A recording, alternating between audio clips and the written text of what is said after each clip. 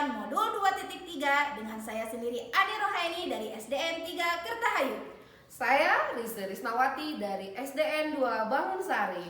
Saya Fitrianti dari SMAN 1 Pamarican. Selamat menyaksikan Bu Fitri. Waalaikumsalam Ibu Lise.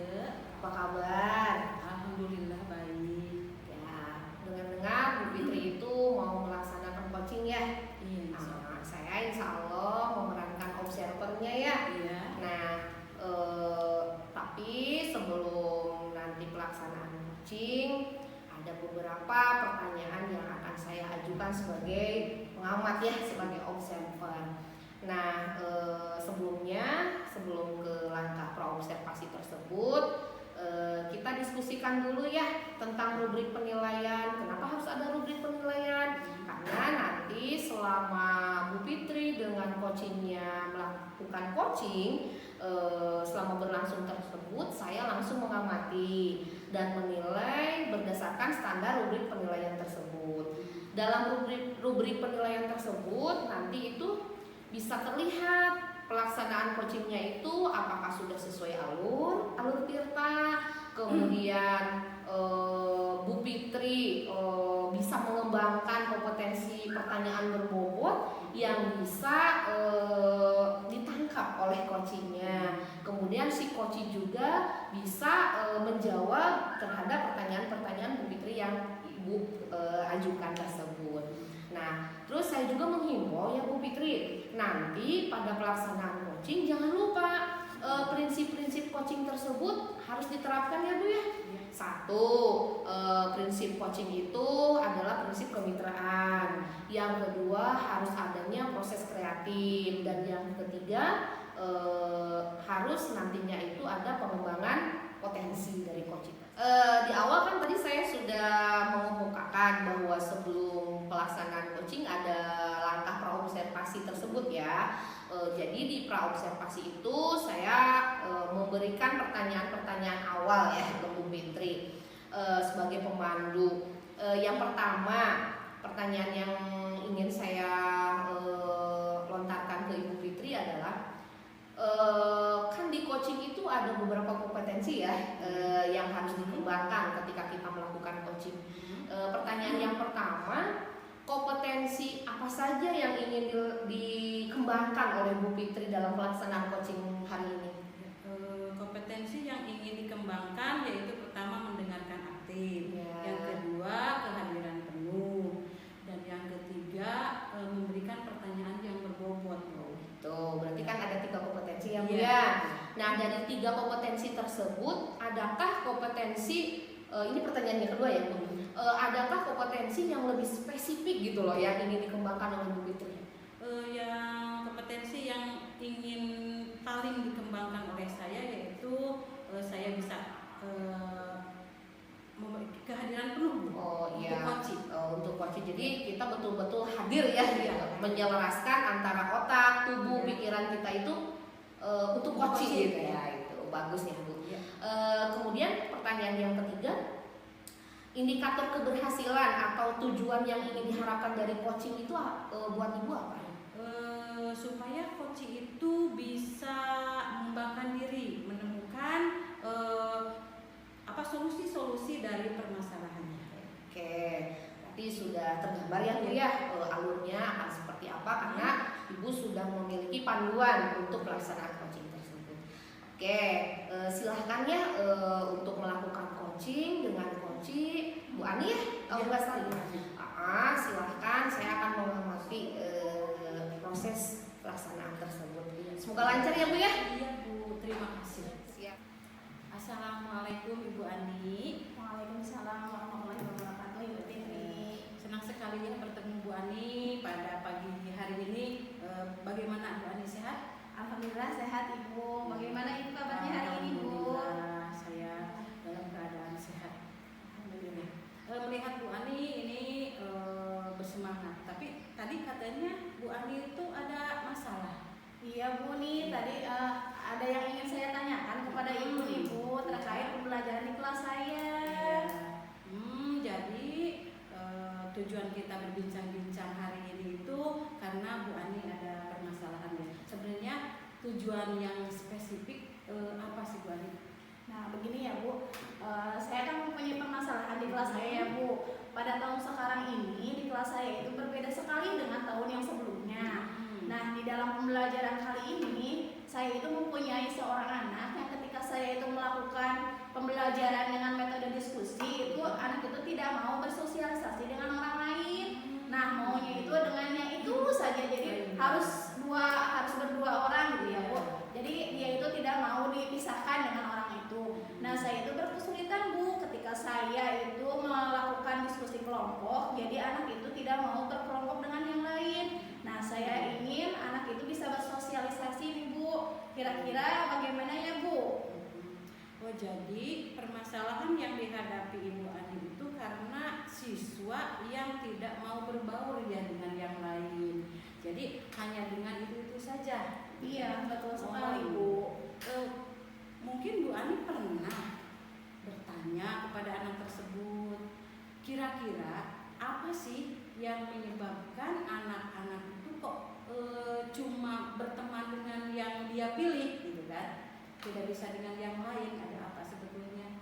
Nah, ya Bu, setelah saya bertanya dan mengidentifikasi kepada anak tersebut, ternyata anak itu rumahnya itu tidak jauh dengan temannya itu Bu, jadi bertetangga sekali. Kemudian anak itu juga dari kecil sekolahnya itu selalu bersama-sama dan selalu duduknya itu berdua dengan anak itu. Jadi anak itu tidak bisa bersosialisasi, jadi terlalu dekat dengan anak itu ya Bu, jadi tidak bisa bersosialisasi dengan temannya yang lain seperti itu Bu. Iya.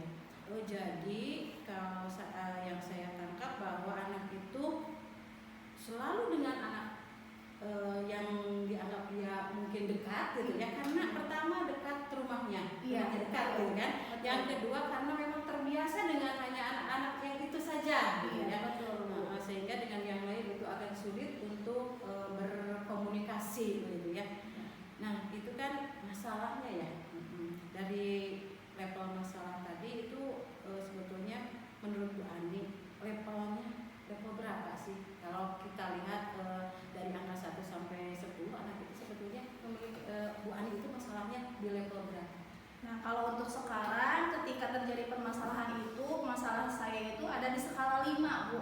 Ya, untuk permasalahan ini. Dan ingin diselesaikan sehingga mencapai nilai berapa? Ya mudah-mudahan untuk kedepannya bisa mencapai di skala 9 gitu. Baik, pernahkah Bu Ani memiliki ide misalkan ya, sebetulnya anak itu bisa bersosialisasi dengan yang lain, dan pernahkah Bu Ani berpikir apa saja yang bisa dilakukan oleh Bu Ani supaya anak itu bisa berbaur dengan yang lain?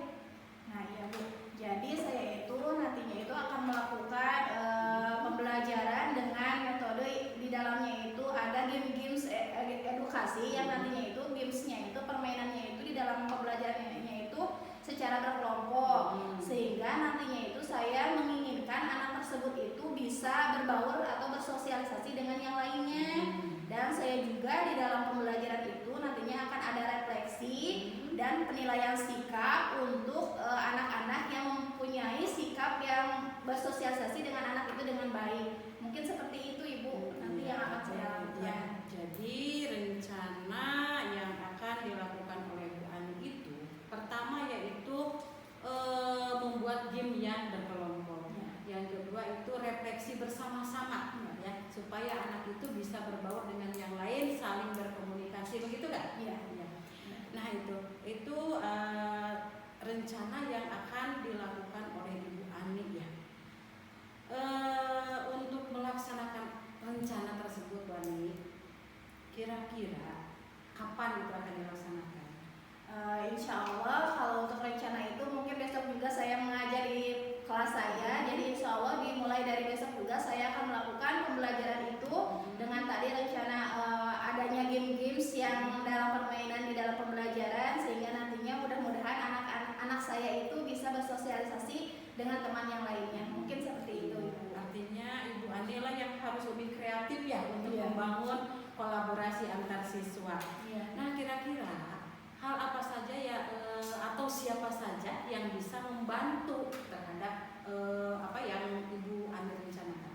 Nah, ya. Kalau untuk membantu, karena saya ini guru kelas, nanti insya Allah saya akan berkolaborasi dengan guru mata pelajaran yang lain, yaitu mata pelajaran PAI dan PJOK, sehingga nantinya itu di kelas itu bisa berkolaborasi dengan guru mata pelajaran tersebut. Iya, hebat sekali ya Bu Ani ya.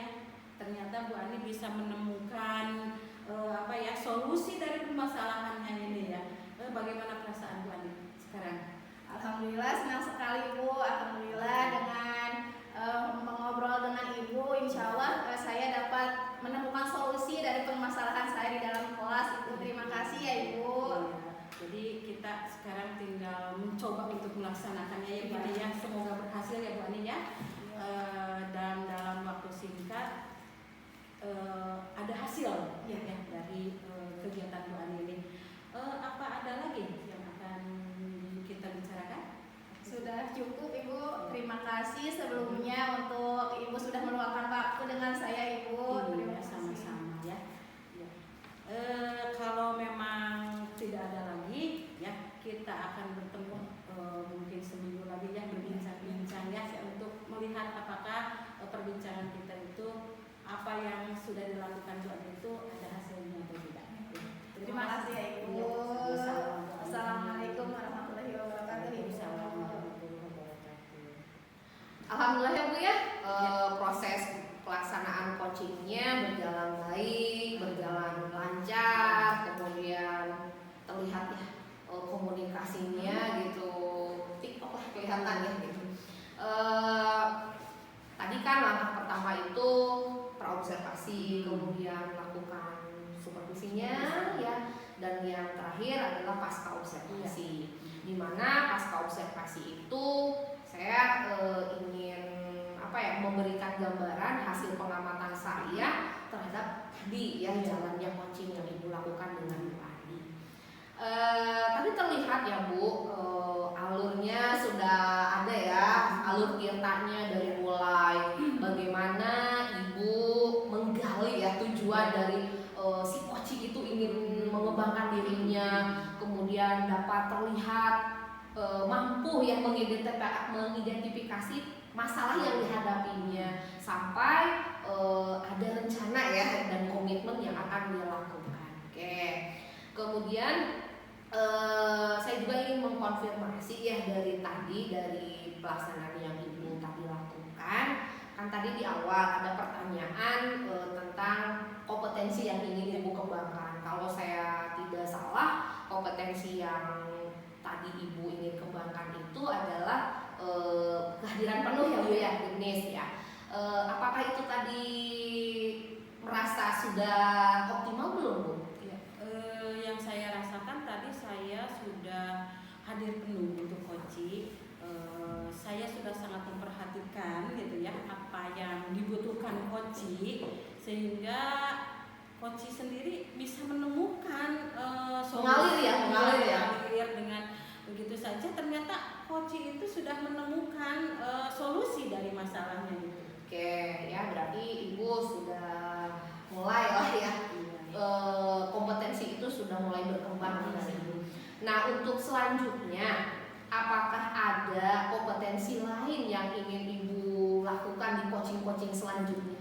Untuk coaching selanjutnya, saya yang paling ingin saya kembangkan itu ya, selain dari saya bisa hadir penuh untuk coaching, yaitu saya harus bisa memberikan pertanyaan-pertanyaan yang berbobot.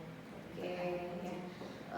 Berarti Ibu ingin mengembangkan kompetensi yang lainnya, yaitu tentang pertanyaan yang berbobot, sehingga ketika kita memberikan pertanyaan yang berbobot itu akan semakin mudah ya Bu menggali informasi dari coaching. Oke. Dan yang terakhir, indikator keberhasilan dari coaching ini yang tergambar oleh Ibu itu apa tadi? Indikator keberhasilan kalau dilihat dari skala 1 sampai 10 itu ada di level 9 saya kira itu ya. Sehingga saya yakin optimis kalau Ibu Ani itu bisa menyelesaikan masalahnya gitu dan mempraktekkan apa yang tadi dia rencanakan. Oke, terima kasih ya Bu ya untuk coaching hari ini. Mudah-mudahan apa yang ingin dikembangkan Ibu di kegiatan coaching selanjutnya itu dapat betul-betul dimaksimalkan. Terima kasih ya untuk kegiatan hari ini. Assalamualaikum warahmatullahi wabarakatuh. Demikian demonstrasi kontekstual yang telah kami lakukan. Semoga bermanfaat dan menginspirasi. Salam guru.